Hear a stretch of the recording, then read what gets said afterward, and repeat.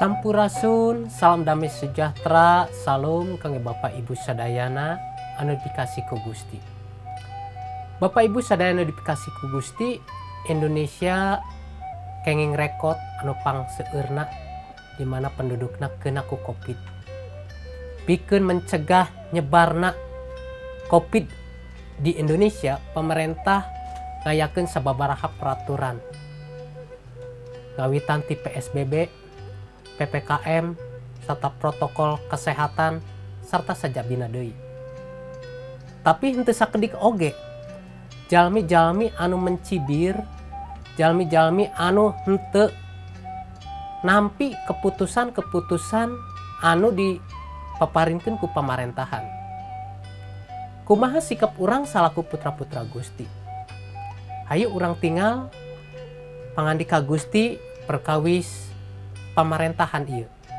Urang tinggal tina Roma pasal anu ka-13 ayat 1 dugikeun ka ayat 2.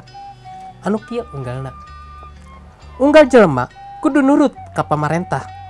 Sabab henteu aya pamarentah anu teu karana widi Allah. Jadi pamarentah anu ayeuna eukeur oge geus kersaning Allah. Saha bae anu ngalawan ka pamarentah sarua jeung ngalawan kana aturan anu geus ditangtukeun ku Allah. Anu ngalawanna tangtu menang hukuman. Bapak Ibu sadaya anu dipikasih ku Gusti, henteu sadaya jalmi nampi keputusan-keputusan anu didugikeun ku pamarentah perkawis kumaha supados nyegah Covid-19 sumebar di Indonesia. Henteu sadaya jalmi nampi keputusan pamarentah. Seueur jalmi anu ngagaduhan anggapan yen pamarentah parantos gagal tina ngarengsekeun masalah Covid. Seueur oge jalmi-jalmi anu miharep nurunkeun pamarentah supados henteu dianggo deui. Tapi salaku putra-putra Gusti, urang kedah tumut kana naon anu ku Gusti parantos dipaparinkeun ka urang, di mana aya otoritas Gusti di pamarentah. Upami Gusti ngijinkeun pamarentah maparinan amanat-amanat, himbauan-himbauan, aturan-aturan eta kedah dipidamel ke urang. Kumargi disatukangan pamarentah eta aya Gusti anu ngatur.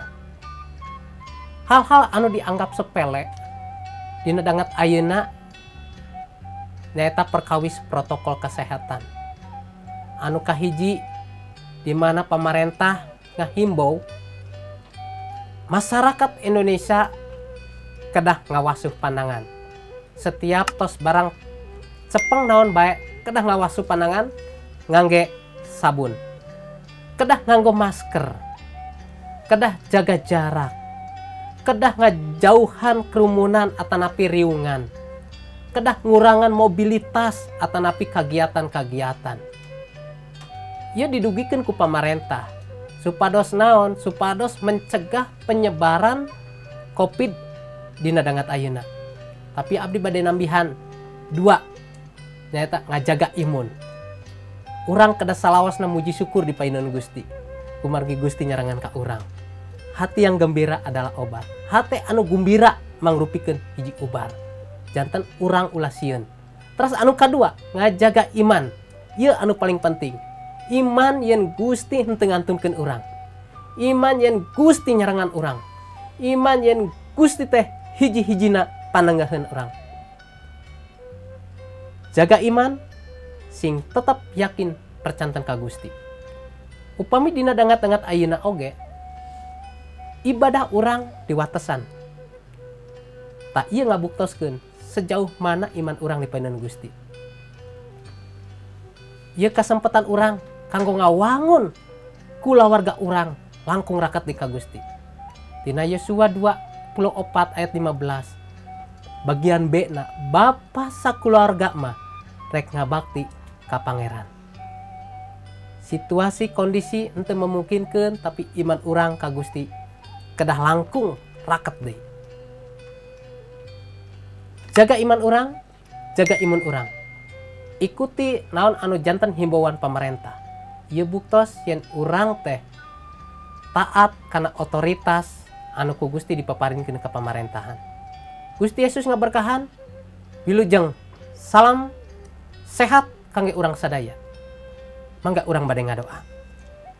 Gusti Yesus abdi sada muji syukur upami Gusti parantos nganggo pamarentah kangge ngatur penyebaran COVID anu diteken kalangkungan sababaraha hal anu kedah dipidamel ku abdi sadaya. Upami pamarentah parantos maparinkeun protokol-protokol tangtos ieu kumargi Gusti oge barang damel di lebetna.